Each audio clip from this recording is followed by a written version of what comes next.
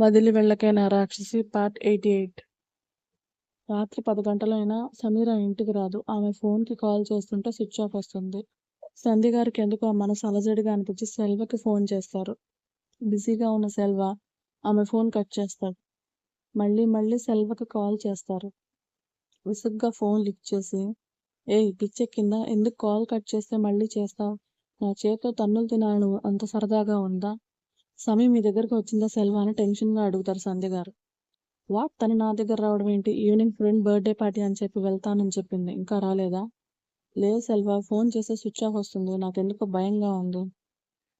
డ్రైవర్కి కాల్ చేయి, ఎక్కడున్నారో తెలుస్తుంది. సమీ స్కూటీ మీద వెళ్ళింది సెల్వ.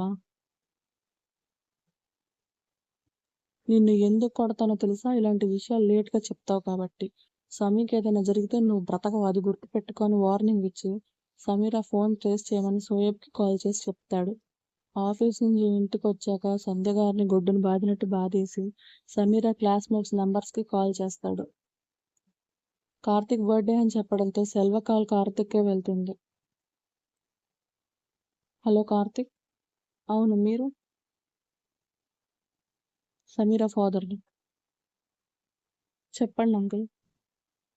సమీర ఎక్కడుంది? అదేంటి అంకుల్ నన్ను అడుగుతున్నారు?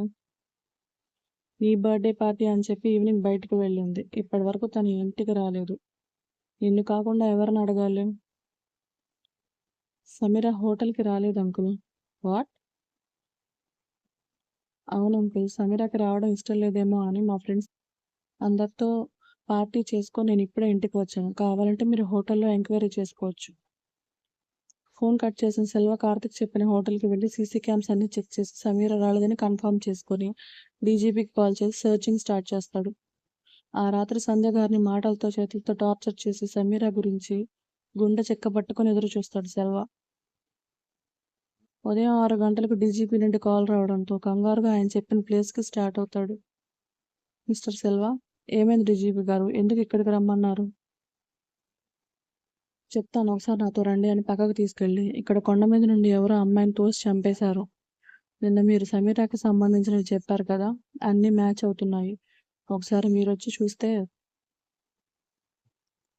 ఏయ్ డీజీపీ, నా కూతురికి ఏం కాదు, నువ్వు ఎవరిని చూసి ఎవరనుకుంటున్నావో అని అరుస్తున్న సెల్వ పక్కకు చూసి బొమ్మలా బిగుసుకుపోతాడు. శవంలా దొరికిన కూతురి బాడీని డ్రెస్ ఇంకా జ్యువెలరీతో గుర్తుపట్టి కొండ మీద నుండి ఎవరో తోసేయడంతో